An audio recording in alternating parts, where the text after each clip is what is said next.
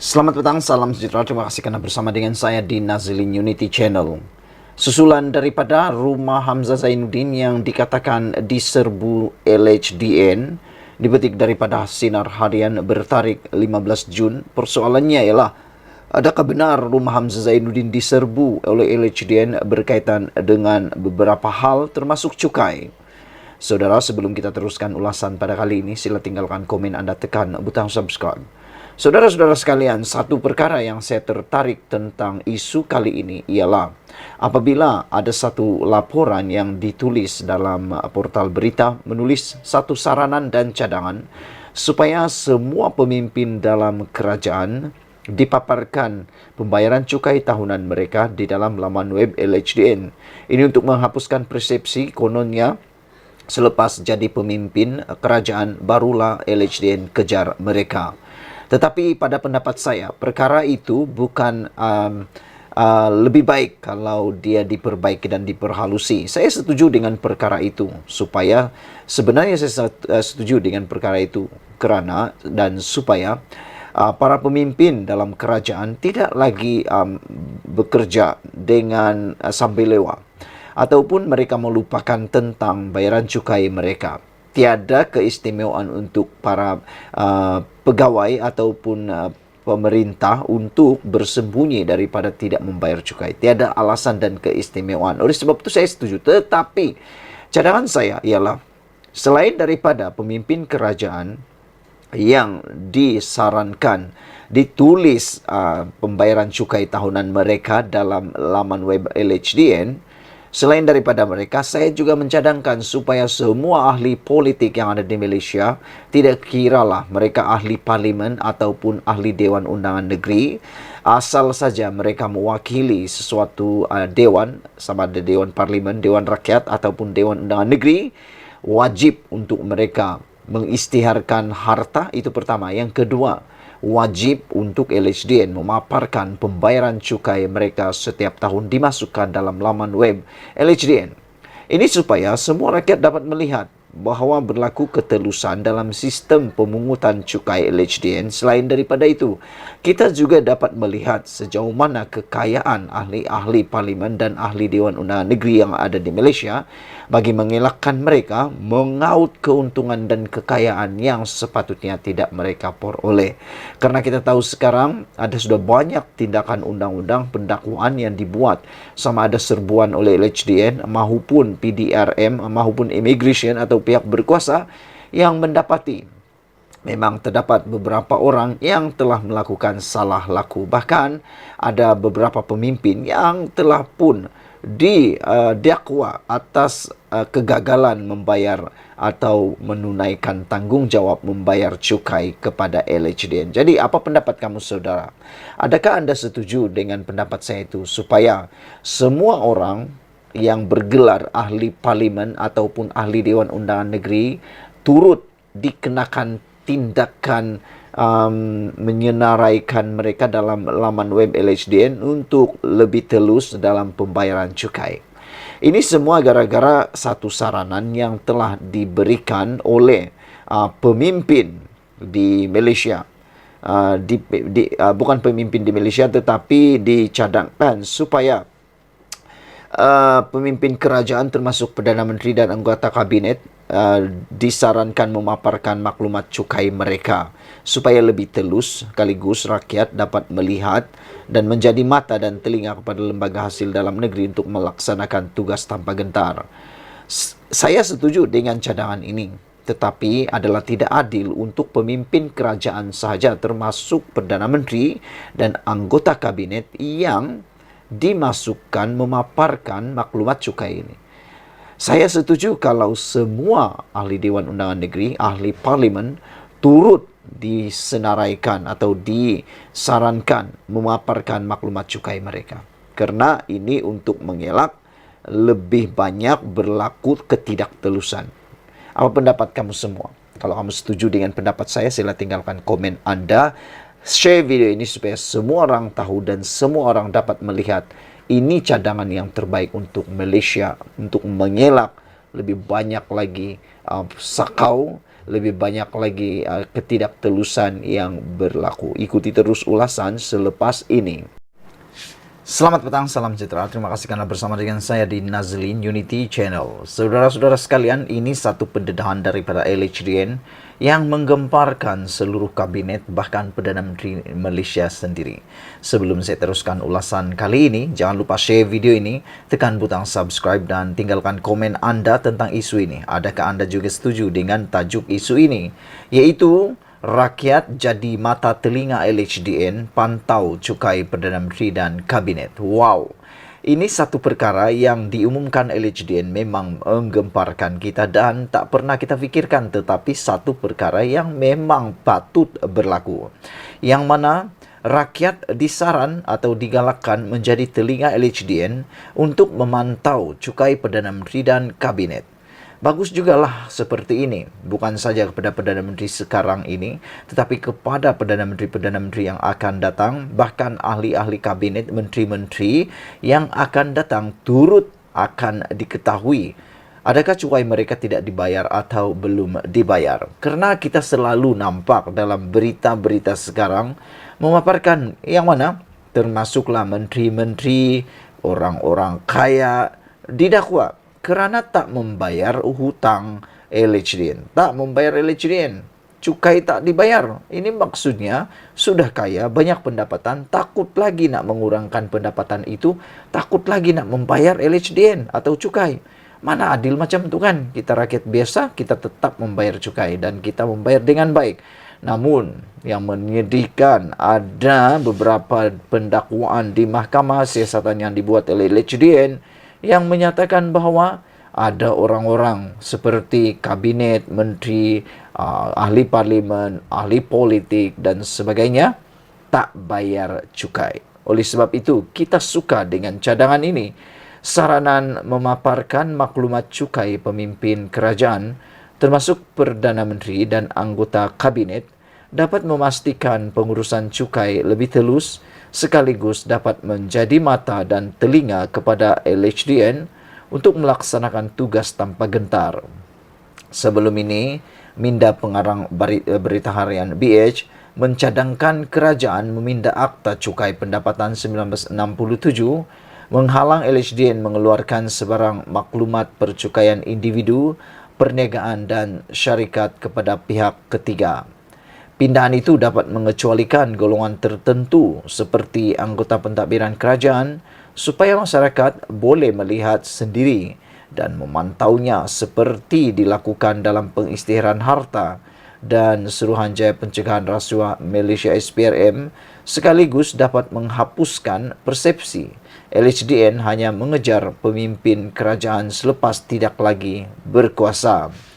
Saya setuju dengan cadangan ini supaya ini ketelusan akan dapat dilihat dan tidak ada lagi dakwaan atau tuduhan yang kononnya LHDN hanya mengejar pemimpin kerajaan selepas tidak lagi berkuasa. Makna kata, semasa mereka berkuasa, tidak ada apa-apa dakwaan, tiada pendedahan berkaitan dengan cukai mereka. Selepas sudah tidak berkuasa, barulah ada pendedahan. Jadi, untuk menghapuskan persepsi buruk seperti itu, saya sangat setuju.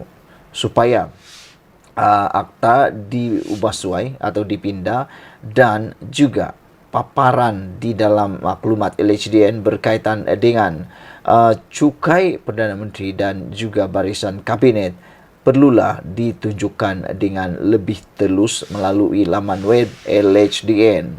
Pindahan ini akan dapat sekaligus menghapuskan persepsi LHDN hanya mengejar pemimpin kerajaan selepas tidak lagi berkuasa.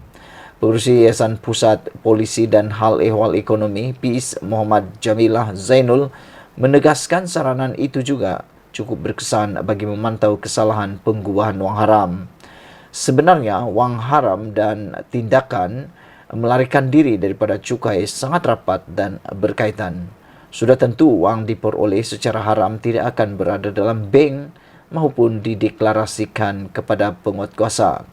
Maklumat dipaparkan nanti juga boleh menjadi suatu usaha Malaysia untuk bekerjasama pada peringkat antarabangsa dalam pertukaran maklumat dengan agensi penguatkuasaan negara lain dalam menangani sindiket pengubahan wang haram.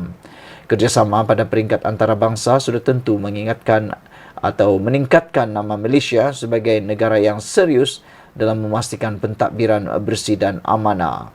Saudara-saudara sekalian, itulah dia perkongsian kita yang paling kita suka hari ini, apabila rakyat akan jadi mata telinga LHDN untuk memantau cukai Perdana Menteri dan Kabinet melalui penggubalan ataupun meminda akta sebelum ini. Apa pendapat anda sekalian? Adakah anda juga bersetuju dengan saranan ini? Bagi saya sangat setuju.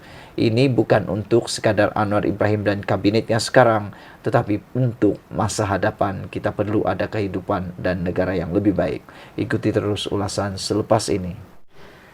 Selamat malam, salam sejahtera. Terima kasih karena bersama dengan saya di Nazilin Unity Channel. Isu paling hangat malam ini masih berkaitan dengan ada konon mengatakan bahwa BN akan keluar daripada kerajaan perpaduan. Tapi sebenarnya itu semua adalah fitnah semata-mata. Namun demikian, ada satu tulisan dalam sabudin.com yang amat menarik perhatian saya. Kenapa tidak Isham Jalil saja yang cadangkan supaya UMNO berpisah dengan DAP? Seorang ahli Majlis Kerja Tertinggi MKT UMNO, Isham Jalil, sambil membidas bekas ahli Parlimen Damansara dari DAP, Tony Phua, kerana menggelar BN sebagai pakatan korup, turut mencadangkan agar DAP segera meninggalkan UMNO. Menurutnya, Tony Phua dalam hal ini boleh memberi cadangan kepada pemimpin parti DAP supaya meninggalkan UMNO daripada kerajaan perpaduan, sekiranya parti itu dilihat terlalu korup. Jika UMNO ini korup dan kotor sangat, tidak perlu tunggu PRU 16. Sekarang pun, kamu boleh cadang kepada pemimpin DAP untuk tinggalkan UMNO daripada kerajaan perpaduan. Saya okey sahaja jadi pembangkang. Jika tidak kerana titah yang di Pertuan Agong dahulu, UMNO dan BN memang bersedia untuk jadi pembangkang selepas PRU 15 tempoh hari. Kamu sedia jadi pembangkang? Tanyanya kepada Tony Phua. Apalah punya pemikiran pemimpin UMNO yang seorang ini? Kalau benar kamu okey jadi pembangkang, kenapa mesti menyarankan agar DAP yang meninggalkan UMNO? Bukankah kamu salah seorang ahli MT UMNO? Kenapa tidak cadangkan saja kepada UMNO agar keluar daripada kerajaan perpaduan dan memisahkan diri daripada DAP jika terguris hati dengan teguran Tony Phua itu? Mengapa pula mesti Tony Phua yang mencadangkan kepada DAP agar meninggalkan UMNO? Lagipun, Tony Phua bukan berada dalam barisan kepimpinan tertinggi DAP. Jadi tiada saluran untuk dia berbuat demikian. Kamu yang ada saluran, buatlah jika benar-benar sedia sangat mahu jadi pembangkang. Dan jangan tanya DAP sama ada okey atau tidak jadi pembangkang. Parti itu sudah sekian lama pun memang jadi pembangkang pun. Tapi tanya UMNO dan Zahid Hamidi dulu. Benar-benar okey atau tidak jadi pembangkang? Itu persoalan yang paling menarik yang kita harus bincang bersama-sama dalam ruangan komen. Pada pendapat anda, siapa yang lebih bersedia jadi pembangkang? DAP ataupun UMNO? Kerana, untuk makluman kamu semua, UMNO hanya mampu bertahan jadi pembangkang selama lebih kurang 22 bulan sahaja. Tetapi selepas itu, bersama-sama dalam langkah Sheraton, menumbangkan Pakatan Harapan.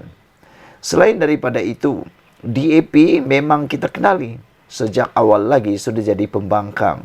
Pada PRU 15-14 yang lepas, menang tetapi akhirnya tumbang kerana langkah pengkhianatan daripada parti-parti sekutu Pakatan Harapan. Selain daripada itu, untuk makluman anda semua, DAP adalah parti yang memang sudah biasa menjadi pembangkang. Jadi sebab itu, sesuailah untuk ditanya, tanya dulu UMNO dan Zahid Hamidi. Benar-benar okey atau tidak jadi pembangkang? Bersediakah mereka jadi pembangkang? Dan pertanyaan harus ditanya semula kepada Isham Jalil dengan mengatakan bahawa benarkah kalau sediakah beliau menjadi pembangkang? Kenyataan Isam Jalil supaya Tony Pua mengarahkan ataupun mencadangkan pemimpin DAP meninggalkan UMNO itu sesuatu yang kurang tepat. Kerana yang kita tahu Tony Pua, dia tidak ada apa-apa kapasiti pun dalam DAP. Apa punya pemikiran pemimpin UMNO yang seorang ini, kata Sabudin. Kalau benar kamu okey jadi pembangkang, kenapa mesti menyarankan agar DAP yang meninggalkan UMNO? Bukankah kamu salah seorang ahli MT UMNO? Kenapa tidak cadangkan saja kepada UMNO agar keluar daripada kerajaan perpaduan dan memisahkan diri daripada DAP jika terguris hati dengan teguran Tony Pua itu? Mengapa pula mesti Tony Pua yang mencadangkan kepada DAP agar meninggalkan UMNO? Lagipun, Tony Pua bukan berada dalam barisan kepimpinan tertinggi DAP. Jadi, tiada saluran untuk dia berbuat demikian. Kamu yang ada saluran, buatlah jika benar-benar sedia sangat mahu jadi pembangkang. Dan jangan tanya DAP sama ada okey atau tidak jadi pembangkang. Parti itu, parti DAP sudah lama, sudah sekian lama pun memang jadi pembangkang. Tapi Isam Jalil dinasihati, tanya UMNO dan Zahid Hamidi dulu, benar-benar okey atau tidak jadi pembangkang. Wah, ini satu persoalan yang Anda boleh tinggalkan dalam ruangan komen jawapan-jawapan Anda. Sekian dulu untuk kali ini. Jangan lupa tinggalkan komen Anda. Sila tekan butang subscribe. Malaysia kita punya, kita jaga sama-sama cintai Malaysiaku. Bye-bye.